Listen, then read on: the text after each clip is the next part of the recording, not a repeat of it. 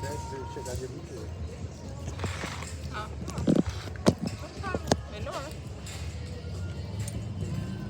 Quanto, amor, quer? 40 bom. Tem que comprar, né? Porque o carregador do coisa dele estragou. Arrebentou. Aí eu falei pro Juninho se ele arrumar o carregador. Não se arrebentou. Tá bem. Nós ali.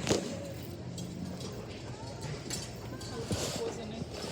A Bia disse que a mulher do Jobim pediu pra lá e faz um carregador que a Sabrina tá perdendo o carregador do hoverboard. Por que não pede no Amazon? Pediu pra Bia levar pra lá e traz o carregador do hoverboard que a Bia foi lá pra carregar o hoverboard da Sabrina, que a Sabrina tá sem carregador. Eu falei, gente, pede tantas coisas no Amazon. Por que não pede no nosso?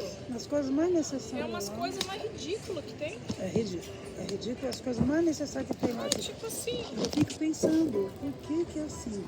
As coisas que realmente precisam. Tipo assim, por que não pediu o negócio da É Bia? verdade. Você pede a Bia, tem que levar o carregador.